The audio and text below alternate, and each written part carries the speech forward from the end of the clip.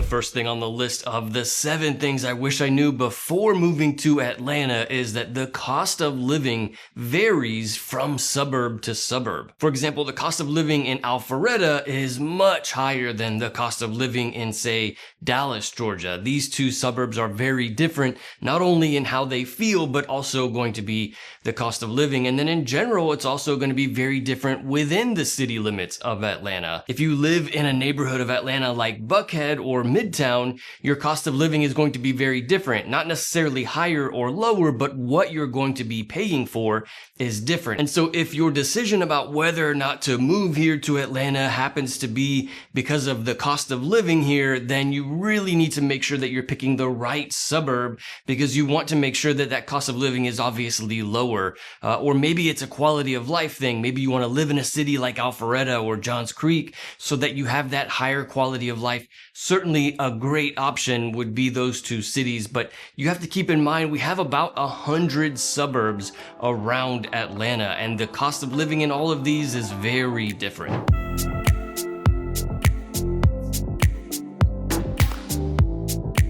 What's up, y'all? My name is Victor with Atlanta Suburban Living. We put out videos every week about what it's like to live in Atlanta and the surrounding suburbs of Atlanta. Another thing that I wish I knew before moving here was about basements. While there are many homes with basements here in Atlanta, they're not all built the same. And so this is something you really got to pay specific attention to if you're wanting to buy a home with a basement, especially homes from like the 70s and 80s.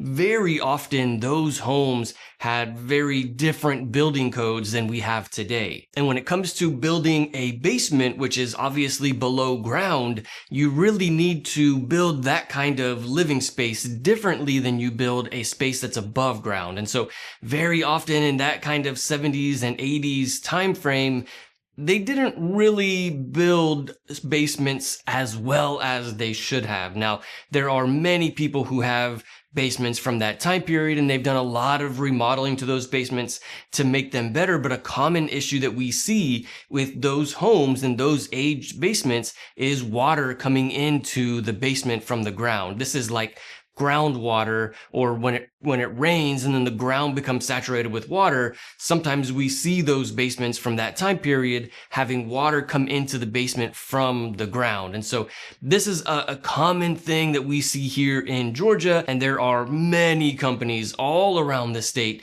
that handle this very issue.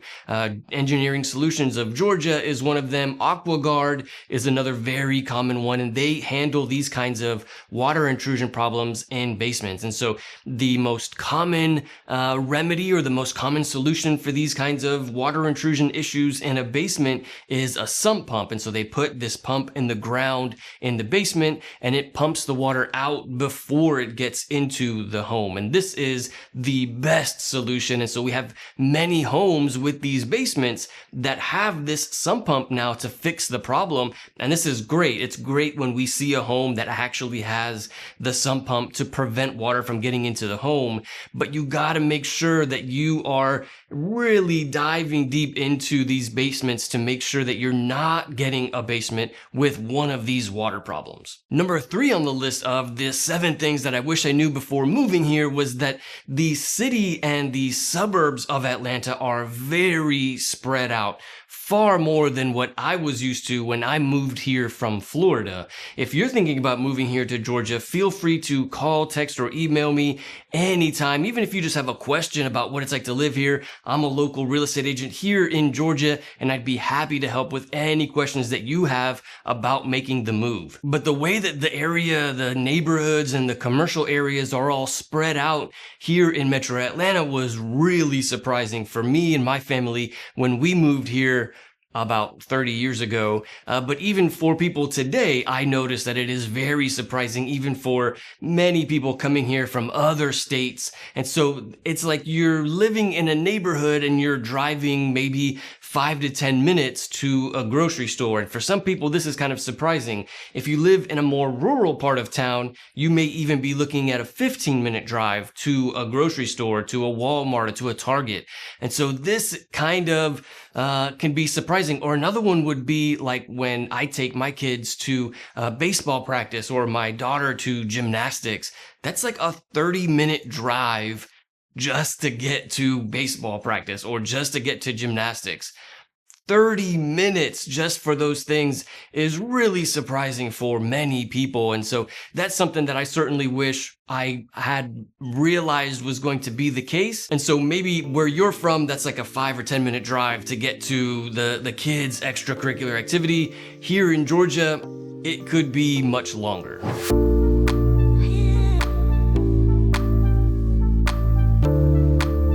Number 4 on the list of the 7 things I wish I knew before moving here was that you really have to get involved in the community, or maybe not involved, but like experience the different things in the community to really get a good understanding of what it's like to live here. One of the hardest things that I have seen, especially working with so many people who relocate here to Metro Atlanta, the hardest thing that I've seen for people to try to adapt to living here in Georgia is when they don't get out and like go to the different events in the community, or maybe it's like a 4th of July thing that they're doing in downtown, or even just like going out and people watching in the city center or the downtown area, or experiencing the restaurants or like the local shopping here in the area.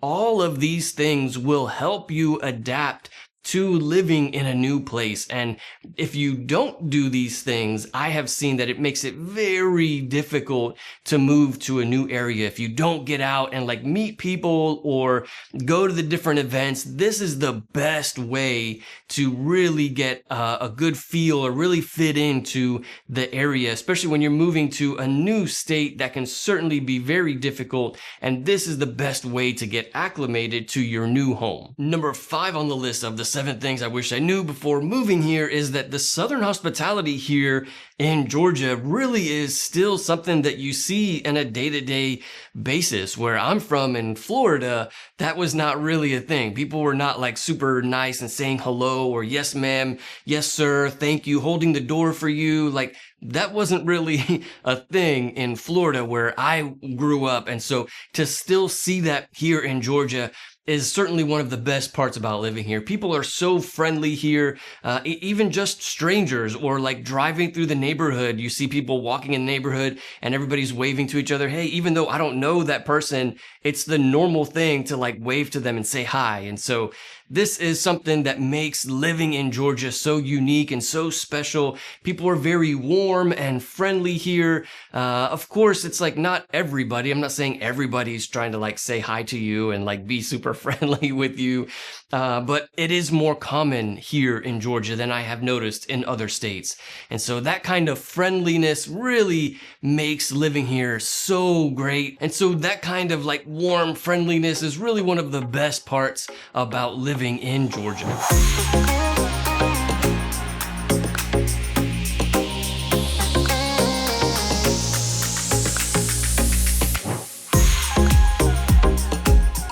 Number 6 on the list of the 7 things I wish I knew before moving here was that the school ratings here in Georgia, really, you have to take them with a grain of salt, because there are many different sources for rating these schools, and sometimes these school ratings don't make sense. And so you really have to look at many different sources to get a good understanding of the school ratings. For example, according to greatschools.org, Sprayberry High School, which is in Marietta, Georgia, is a 7 out of 10, but Lassiter High School, which is like a mile or 2 down the road, is a 10 out of 10. And so it really is hard for me to accept that like 2 schools that are right next to each other, the same area, same little community, are so different. 7 out of 10 for one of them and a 10 out of 10 for the other. I find it very hard to believe. We're talking about the same people, the same demographics, the same city. And so for someone who lives in Marietta, I can tell you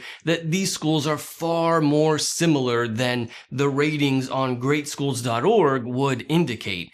7 out of 10 for Sprayberry High School is really not high enough. If you told the parents who live here in the area that Sprayberry was a 7 out of 10, they'd be really surprised. They'd be like, oh, I thought this was like one of the best high schools in Georgia. And so this is really a very good school. And then Lassiter being a 10 out of 10, maybe it's a 10 out of 10. Maybe it's one of the best schools in Georgia, but sometimes I question where these ratings come from. I think with greatschools.org, I think the parents have a lot of input on these school ratings. And so you really have to take this with a grain of salt. You could have people complaining about Sprayberry who just like super, lower the level of the ratings for the schools, or you can have parents who live in the Lassiter school district who are like, oh no, we're going to like bump up our school ratings so that it increases our home value.